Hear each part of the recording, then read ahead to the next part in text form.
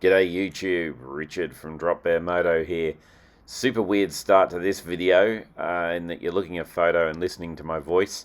Hang in there, we'll get back to our regular programming. Slight technical malfunction with the footage on this one, so no sound came through and had to kick the video off this way.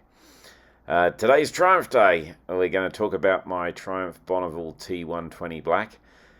Promised this video on the recent DGR ride because unfortunately my poor Triumph doesn't get a lot of love on YouTube. What we're going to do today is talk a little bit about the bike, but not too much, because you can go and look at a bunch of different videos about the Triumph Bonneville. I want to just talk about the mods I've done, a little bit about why I did them, what I think of them. So it might help you if you're wanting to do some mods on your Triumph Bonneville as well. So let's kick to the credits, and welcome to Triumph Day.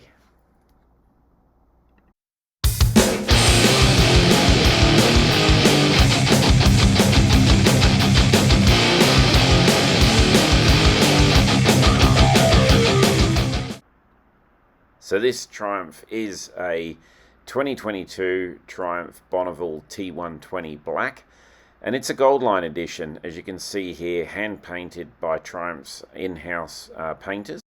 Every year Triumph brings out special paint edition just for that year, and this was the 2022 version, was gold line. So this was what the T120 Black came out like that year. I know last year they did chrome, this year they've done some sort of burst colour. So they're always coming up with something new, which is kind of great, and you know, exciting to get hold of something that was around for 1 year. I bought this bike originally as really a second bike around town. Since my son was starting to learn to ride a bike, he got his endorsement, and it was a good kind of bike to easily get on. It's fairly light. You can throw it in rain mode, and you know, you're kind of protected there through the electronics as well as what you could do. This thing has a little bit of power, especially now how it is. It's fun. It's a fun bike to get around on, but having that rain mode and the street mode gives you the ability that if it is for a new rider, you can certainly adjust it to be a lot easier to handle and not kind of bite you while you're getting used to all those things that are happening. So we bought it with that in mind. It really is a runaround bike for me around town. It's just easy and light to jump on, shoot around if I got to run some errands with a backpack on, obviously, because there's no bags. Quickly run to appointments, shoot around. Like it is just that sort of bike. It's almost like a scooter or an electric kind of thing that people would have these days. And it does a good job, right? That's what I wanted it for. It can go longer. You saw the video I got up to Daytona and back, dressed in all my finery. So, you know, it's certainly a touring bike too. Probably not too far in the US, but around the UK, obviously, where they're built and designed for, it's exactly what they did. Triumph is my priori bike, which those that have read Zen and the Art of Motorcycle Maintenance will know. I was born in the UK, lived my early years there, and so when I think of a motorcycle, it's certainly, you know, that classic Bonneville look is what I think about, and that's definitely what this bike brings true. It's kind of cool, even through the modern era. You know, they've got a fake carburetor here to make it look classic. It's still really how they always have been built. The serial twin engine. It's got fake cooling vents on the side. They are liquid cooled now. Yeah, you know, what you see is what you get. They're pretty kind of basic, but they're really well made. I've been really impressed with the build quality and the reliability of this bike. So, you know, really cool bike. Let's talk through some of the mods that I did. So the first thing was, used to have some crazy stalk mirrors sort of flying out the top here. We went with the bar end mirrors. These are actually just the Triumph bar end mirrors. Do a great job, low vibration, slotted in nicely on the end. Obviously I could get some black caps if I really wanted to black it out, but just kept the standard ones that were on there.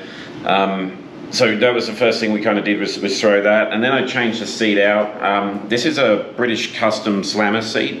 It's got the diamond quilt pattern on top, and obviously in the brown that they do, marine grade material on here, gel seat, so it's quite soft. And the big thing I would say is that compared to the factory seat, that's a two-up motorcycle from factory, kind of had a little bit of a curve in the cushioning, and you were really limited that you sat kind of here on the bike, and the passenger was obviously there. If you sort of went back here, you had this bar that you kind of sat on, a ridge, I don't quite know what it was.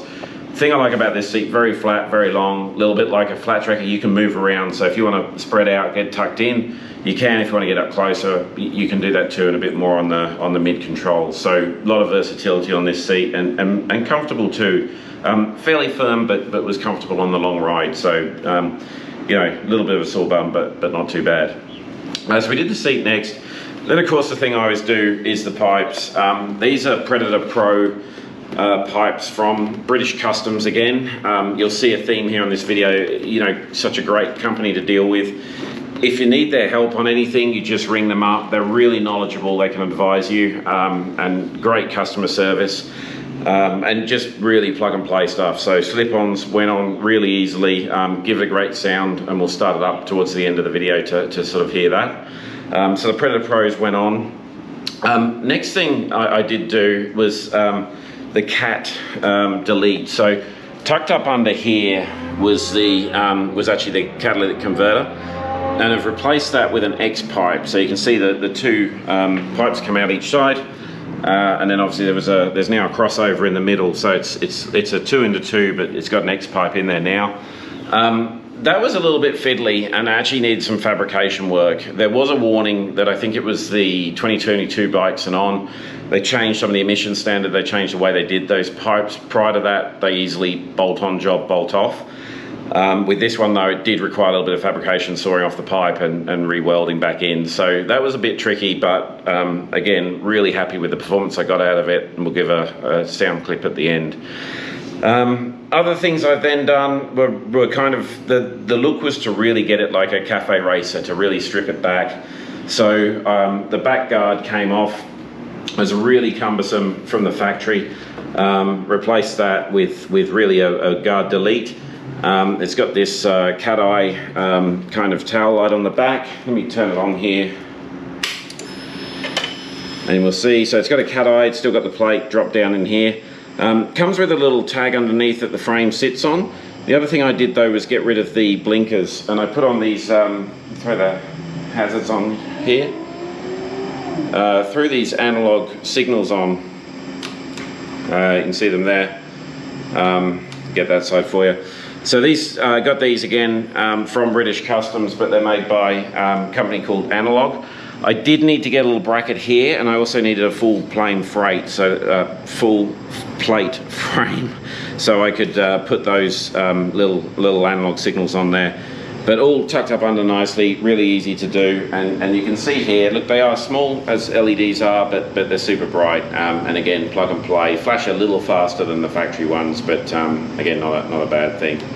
I also put the same on the front, so again, you had big arms coming out here, big light on the front. We just replaced those with a couple of those analog lights, and they just fit straight in the front there, attached straight to where the other ones did. Again, plug and play, really easy job to do. Last thing I did was just a couple of little feature things, just running with the kind of fake air fins on the side. I replaced the brake master cylinder cover, and I also replaced the clutch cover on the engine guard as well, just with 1200, because that had a silver plate in there, so I just got that one blacked out as well. The other thing I did on this one, just to keep it light, like I said, was to take out the passenger pegs. Got a passenger peg block off again from British Customs there, just to make it a bit cleaner. I don't take a passenger on this bike. So to go with the Predator Pro, the Shorty Predator Pro slip-ons, and the deleted X pipe, also just to make it breathe a little bit easier, I put a K&N filter in there.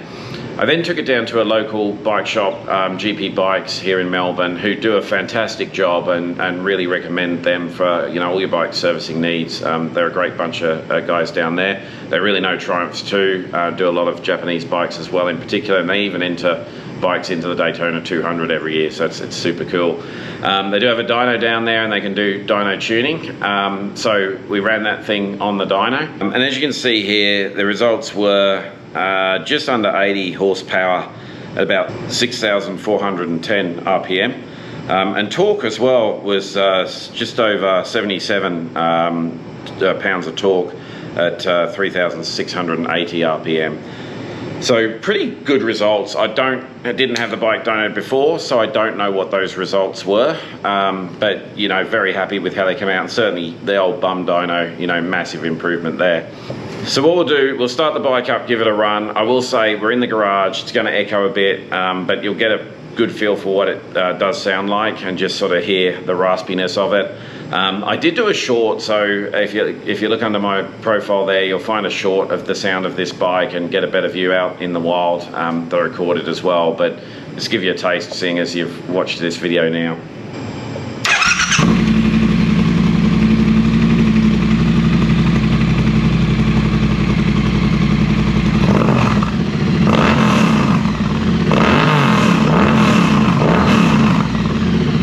So it's really good sound. I'm very happy with it. Probably have the neighbours come running over now, but yeah, it's awesome, and it's just such a fun bike. I really do enjoy hooting around town on this one.